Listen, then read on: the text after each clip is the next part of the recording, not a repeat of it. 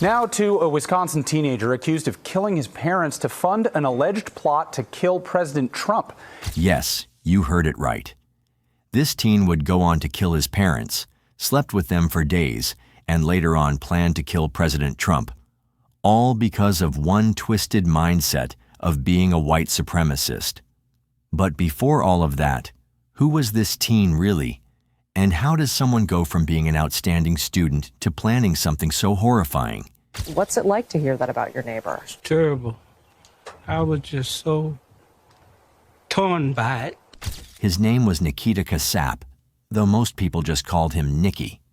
He was only 17 years old, a high school student living in the quiet suburbs of Waukesha, Wisconsin, a place where neighbors wave good morning and families walk their dogs after dinner.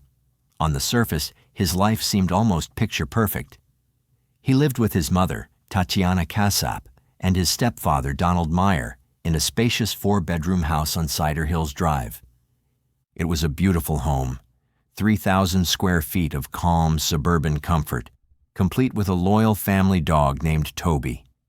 People who knew Nicky said he was quiet, maybe a little introverted, but polite and respectful. He was even named Student of the Month at his school, the Waukesha U.S. Health Department High School. His attendance was flawless. His grades were solid. There was no warning sign, at least none that stood out, until he stopped showing up. Nicky's last day at school was February 12, 2025. At first, no one thought much of it. Kids get sick. Families go on sudden trips. But as the days passed, concern grew. Weeks went by, and still no sign of Nicky or his parents. The school received one email claiming Nicky was sick, but something about it felt off. The email couldn't be verified. Then things got even stranger. On the morning of February 28th, Judith Meyer, Donald's mother, called in for a welfare check. She hadn't heard from her son in weeks, and she was worried. Around the same time, a school resource officer at Nicky's high school also contacted police. That made 2 separate welfare check requests in just 5 minutes, so it was enough for the Waukesha police to act. Now, officers arrived at the house on Cider Hills Drive at approximately 10:11 that morning. They knocked on the door, but no answer. They walked the perimeter, and still nothing. So they turned to the area's automated license plate recognition system, cameras that scan and record vehicle activity, and what they found raised even more questions. Donald's black 2018 Volkswagen Atlas Cross Sport hadn't been seen since February 23rd. Tatiana's white 2019 BMW, last seen way back on February 11th, the very same day Nicky stopped going to school. Because of this discovery, alarm bells were now fully ringing. Police then contacted Donald's employer. His manager told them that Donald had been texting in sick between February 13th and February 25th, claiming he wasn't well enough to speak on the phone. He said he'd be back at work by March 3rd, but the manager noted something chilling. Those messages were completely out of character. Donald was reliable and communicative. So for him to go completely dark like that was bizarre and deeply troubling. At 1:52 in the afternoon, after hours of silence and unanswered questions, police forced entry into the home. What they discovered was every officer's nightmare. The moment they stepped inside, the unmistakable odor of human decomposition hit them. In the hallway near the kitchen, hidden under a pile of blankets and clothes, was the body of Tatiana Kasap. She had been shot 3 times, twice in the stomach, once in the neck. She was just 35 years old. Officers immediately exited the scene to obtain a search warrant. When they re-entered at 5 o'clock that evening, they found Donald Meyer's body in the first-floor office, a single bullet wound to the back of the head, execution style. He was 51. But Nicky, 17-year-old Nicky, and the family dog Toby were gone. Now it's safe to say that the house was a mess. Furniture was displaced. Artwork had been taken off the walls. Drawers and closets had been rifled through, their contents scattered everywhere. The mattress from the master bedroom had been removed from its frame. Empty bank envelopes were found in the kitchen. Something had clearly happened here, and whoever did it had taken their time. With the parents dead and the son missing, investigators turned to surveillance and cell phone data, and what they discovered painted a haunting timeline. Nicky hadn't just fled. He had stayed in that house, lived in that house, for 12 full days with the bodies of his murdered parents before finally leaving town in his stepfather's Volkswagen. He then traveled through 6 states: Iowa, Illinois, Nebraska, Wyoming, Colorado, and Kansas. At 11:25 p.m. on February 28th, the same day his parents' bodies were found, Nicky was located in Winfield, Kansas, more than 800 miles away from Waukesha. He was arrested during a traffic stop, and what police found inside the vehicle left no doubt in their minds. On the floorboard of the car was a loaded Smith & Wesson .357 Magnum revolver. It matched the description of a firearm recently purchased by Donald Meyer. Also found were rounds of ammunition, over 70 pieces of jewelry, multiple tablets, 4 cell phones, 3 laptops, a safe that had been forcibly opened, and more than $14,000 in cash. There were also credit cards and driver's licenses belonging to his parents. And Toby, the family dog, was found alive in the car. After piecing together the evidence, authorities concluded that Tatiana and Donald had most likely been killed on February 11th, 17 days before their bodies were discovered. Nicky had lived with the bodies for nearly 2 weeks before taking off with their car, cash, valuables, and even the dog. He was charged with 2 counts of first-degree intentional homicide, 2 counts of hiding a corpse, 2 counts of theft, operating a motor vehicle without the owner's consent, and 2 counts of identity theft. Now here's where it gets even more chilling. This wasn't just a sudden outburst or a fight gone wrong. Prosecutors believe Nikita had been planning the murders for months, and he wasn't planning alone.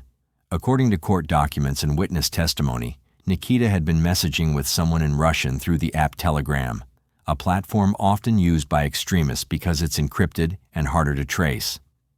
One of his classmates, only identified as Witness A, told authorities that Nikita said he had been talking to a man on Telegram and that the 2 of them were working together to overthrow the U.S. government.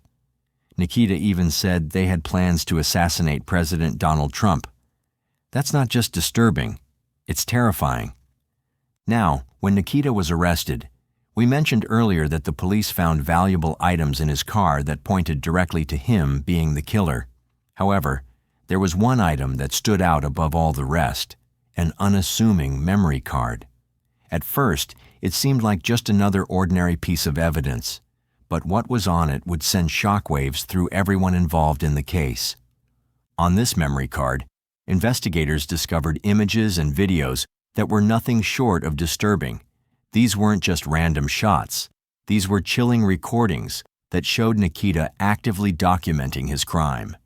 According to the criminal complaint, one of the most haunting videos captured Nikita adjusting a camera and then pointing it directly at the dead body of his stepfather, Don Meyer. This was no accident. Nikita knew exactly what he was doing. What makes this even more sinister is what happened next. In the video, Nikita can be seen lighting candles around his stepfather's body. Why would he do that? Some believe he was trying to mask the awful smell of decomposition, but others suggest that this act wasn't just about hiding a smell. It was an eerie, almost ritualistic gesture. It's as if he was creating a scene, setting a stage for someone to witness his crime. But it doesn't stop there. The videos go further, showing Nikita allegedly pointing his phone at the body and speaking to someone on the other end of the line. This person remains unidentified, but in the video you can hear Nikita saying, "So you can see him there. I can literally see the body there." It's chilling. He wasn't just filming for his own satisfaction. He was showing someone else. Investigators believe this person could be the same man Nikita had been messaging on Telegram, discussing far more disturbing topics. According to reports, these messages involved plans to take down the U.S. government, a thought that's as disturbing as it is confusing. Now let's take a step back and look at Nikita's background. His story is not just one of a troubled teen, it's one of obsession and darkness. Nikita moved to the United States from Moldova at the age of 7. Moldova is a small country in Eastern Europe, right next to Ukraine, and it has strong Russian influences. But what's truly chilling is the fact that Nikita had very little family left in Moldova. His grandmother was the only relative still alive. Yet he developed an almost unhealthy obsession with Russia, fascism, and violence. This obsession became even clearer when his classmate, known as Witness A, came forward. According to her testimony, Nikita would send her horrific gore edits, videos that mixed graphic and violent imagery with Russian music. These weren't just random videos. They were carefully crafted clips that reflected the twisted mindset Nikita had developed.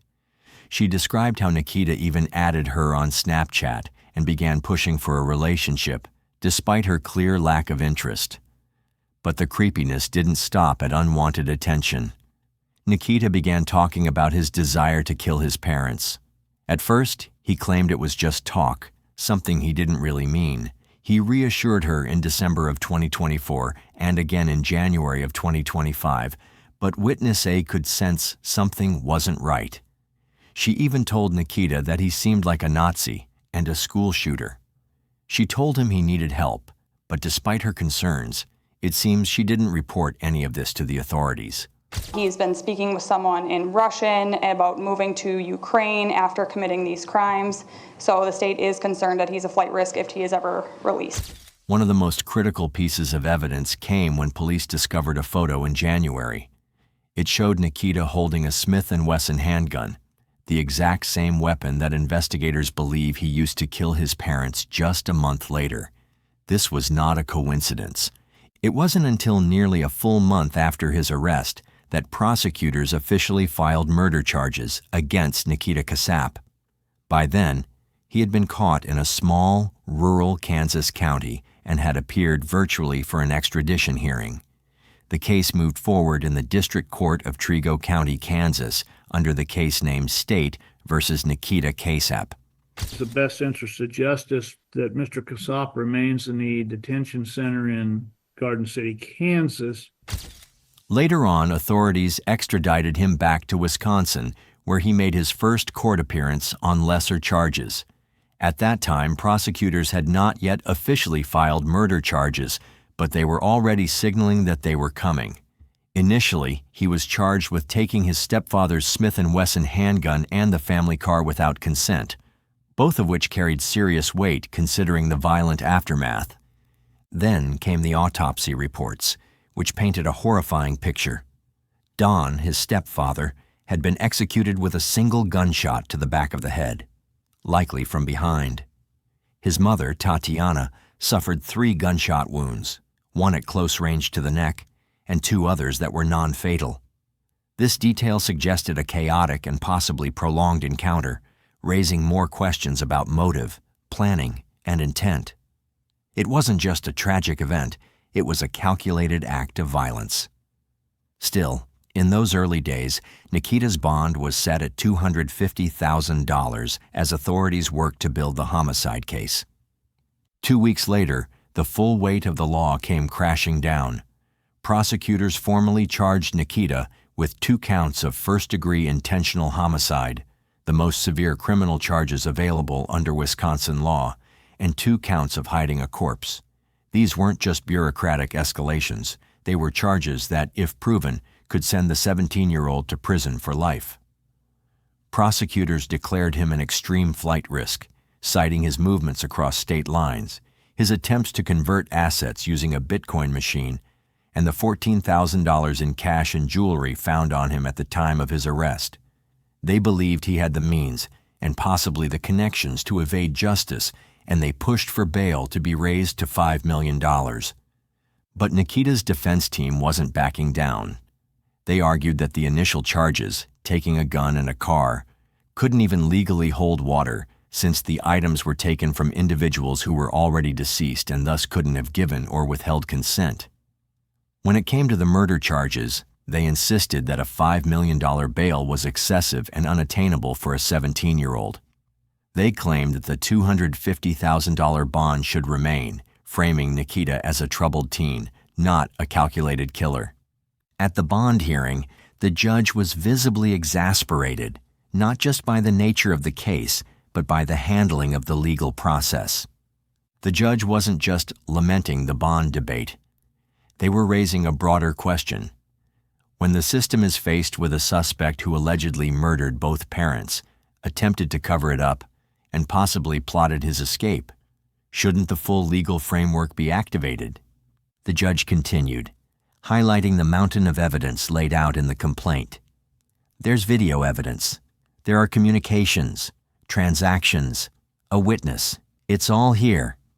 If you believe he's a flight risk or a danger, don't just haggle over numbers. Use the mechanisms built into the law to keep the public safe. Despite the prosecution's push, the judge didn't grant the full $5 million bail.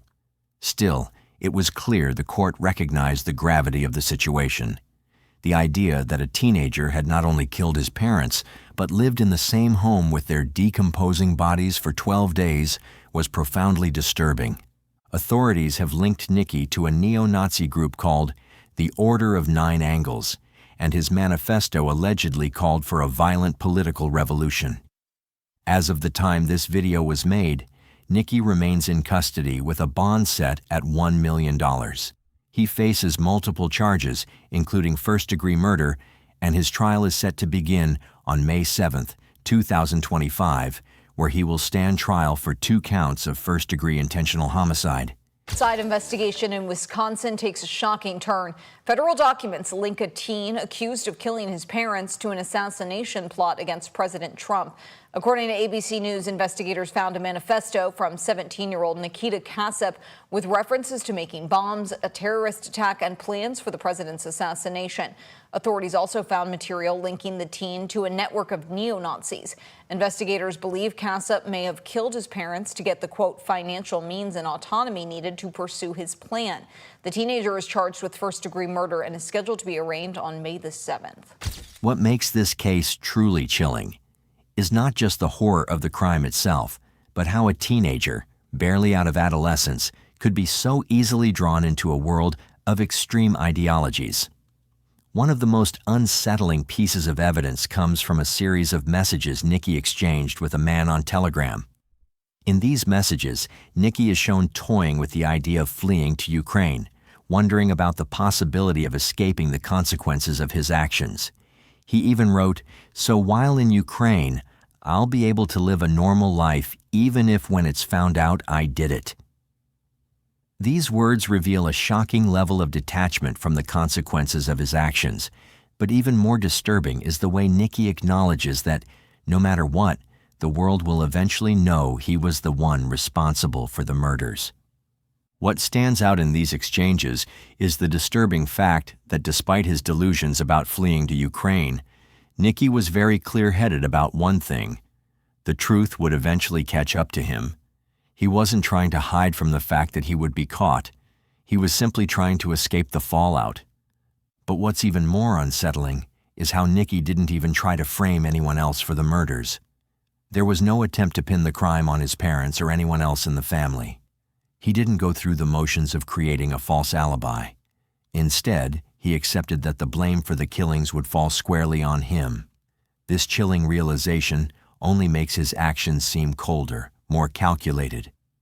Now there are a lot of theories swirling around about whether Nicky's parents actually knew what he was planning, specifically his alleged desire to overthrow the U.S. government. Some believe they had suspicions, especially after receiving strange signals leading up to the murders. One particularly chilling detail comes from Donald Meyer's mother, Judith, who reportedly shared that her son had sent her some unsettling cryptic messages shortly before he went radio silent. These weren't your usual check-in texts. They hinted that something was wrong. But Judith didn't know just how serious it was at the time. So, what if his parents did know something? What if they started to piece things together, noticed a shift in Nicky's behavior, sensed his growing obsession with radical ideologies, or even confronted him about his extremist beliefs? According to some theories, This might be exactly why Nicky targeted his parents first, to eliminate the only people who could stand in the way of whatever twisted plan he thought he was about to execute. Think about it. His parents knew where the money was hidden. They were the ones who gave him access to the house, the resources, even the revolver that was later used in the crime. Maybe Nicky believed that as long as they were alive, they were a threat to his vision. So he made a calculated decision to remove them from the equation, brutally and without remorse. Now I want to hear your take. Do you think Nicky's parents suspected what was coming?